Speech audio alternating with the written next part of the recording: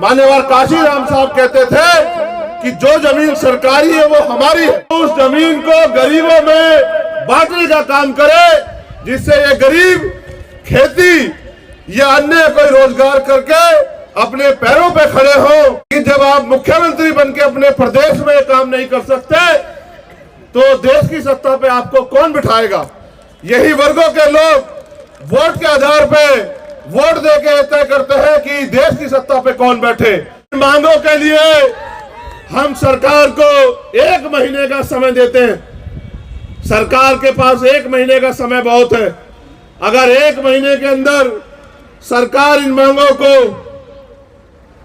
नहीं मानती है, हमारे प्रदेश अध्यक्ष तो अभी से तैयार बैठे हैं, वो तो 20 मार्च कह रहे हैं कि 20 मार्च तक अगर सरकार हमारी मांगों को नहीं मानेगी तो हम बिहार में जेल भरो आंदोलन शुरू करेंगे, लेकिन अपने लोगों के अधिकारों को अब किसी को डकारने ठगने नहीं देंगे। SC ST OBC के लिए जब हम केंद्र की बात करते हैं तो उनसे हमें उम्मीद है, क्योंकि ना वो सरकार हमारी है ना उनको हमारे मुद्दों से मतलब है, वो तो हमारा वोट लेके हमारे लोगों को लूटने का काम करती है। तो हमारी ये मांग है कि प्रमोशन में रिजर्वेशन SC ST OBC के कर्मचारियों के लिए लागू किया जाए। अगर ये सरकार वास्तविकता में बहुजन समाज के लोगों का हित चाहती है, ये सरकार जातिगत जनगणना करा रही है, उसके लिए तो मैं उनको धन्यवाद देता, लेकिन जातिगत जनगणना कराने के बाद करेगी क्या? तो मैं सरकार को रास्ता दिखा रहा हूं कि जातिगत जनगणना करा के, क्योंकि अब 2022 के आदेश के बाद सुप्रीम कोर्ट के 50% की सीमा खत्म हो गई है, तो सरकार बिहार में सबसे पहले 100% रिजर्वेशन लागू करे। जिसकी इतनी संख्या भारी उसकी इतनी हिस्सेदारी। 52% OBC को 52% आरक्षण दे। जो आबादी दलित आदिवासियों की है उनको उनके बराबर आरक्षण दे। जो आबादी मुस्लिम समाज की है उनके बराबर आरक्षण दे। और जो आबादी स्वर्ण समाज की है 5-7-10%, तो उनको भी हमारा अधिकार ना लूटने दे, उनको भी उनकी संख्या के आधार पर व्यवस्था कराए कि जो हमारा अधिकार छीन रखा हो वो बंद हो। सरकार को एक और काम मैं बताना चाहता हूं।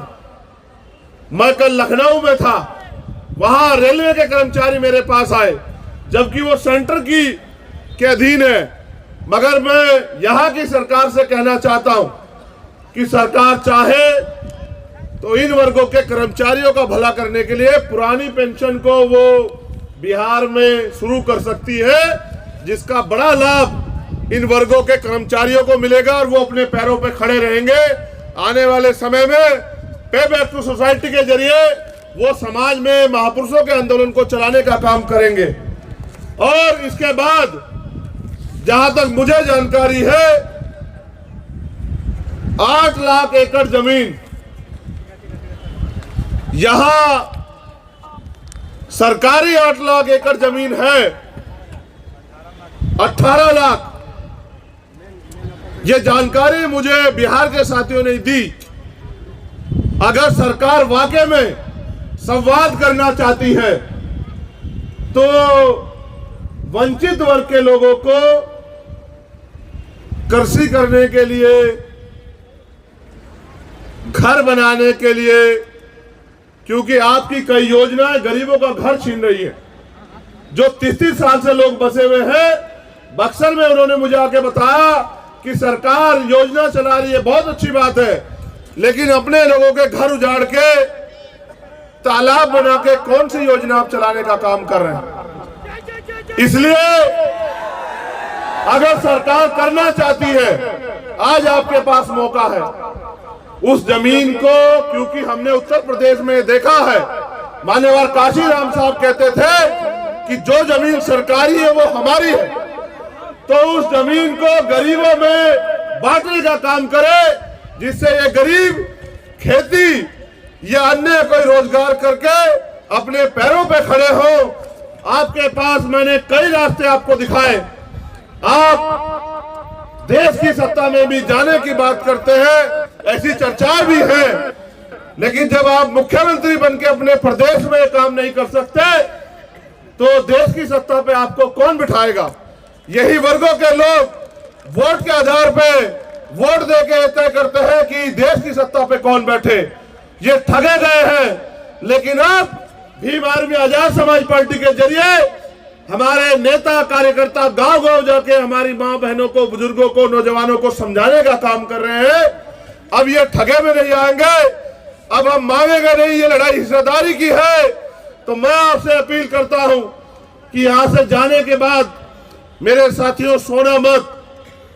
हमारे नेता भाई जौहर आजाद जी, अनिल प्रधान जी, रवि कुशवाहा जी, अमर ज्योति जी, अबूजर खान जी और तमाम नेता, निशान जी, वो सब लोग, अमित पासवान जी बहुत मेहनत करते हैं, आपके बीच में रहते हैं, हर अन्याय का सामना आंख से आंख मिला के करते हैं, आपकी आवाज को उठाते हैं। उनके हाथों को मजबूत करने का काम करना, उनकी ताकत बनने का काम करना, उनको आगे बढ़ने के लिए उनके साथ खड़े रहना, तो आपके अधिकारों पे कोई डाका बिहार में नहीं डाल पाएगा, ऐसा मेरा मानना है।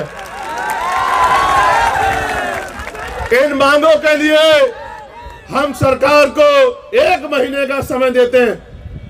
सरकार के पास 1 महीने का समय बहुत है। अगर 1 महीने के अंदर सरकार इन मांगों को नहीं मानती है, हमारे प्रदेश अध्यक्ष तो अभी से तैयार बैठे हैं, वो तो 20 मार्च कह रहे हैं कि 20 मार्च तक अगर सरकार हमारी मांगों को नहीं मानेगी तो हम बिहार में जेल भरो आंदोलन शुरू करेंगे। लेकिन अपने लोगों के अधिकारों को अब किसी को डकारने ठगने नहीं देंगे। मैं यहां पहुंचा हूं इस उम्मीद के साथ कि बिहार में भी आप लोग अपने पैरों पे खड़े होंगे। आपके पास रास्ता है मेरे साथियों। आपको ये तय करना है कि आप बैसाखियों के सहारे रहोगे या अपने पैरों पे खड़े होंगे। बैसाखी आपने इतने दिन देखी, बताओ आपकी जिंदगी में क्या बदला? और अगर नहीं बदला है, बदलना चाहते हो तो फिर जमीन पे जाके काम करो। मुझे आपसे बड़ी उम्मीदें हैं, क्योंकि बिहार की धरती बड़ी क्रांतिकारी धरती है। बिहार से जो क्रांति आंदोलन चलते हैं वो देश की सत्ता को पलट देते हैं।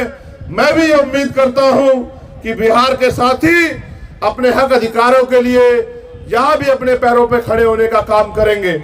और मुझे उम्मीद है कि जो गरीब के बेटे मैंने यहां अपने प्रतिनिधि के रूप में आपके बीच भेजे हैं, आप उनके हाथों को मजबूत करने का काम करोगे।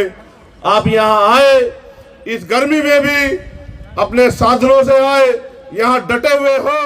मैं आपका दिल की गहराई से धन्यवाद।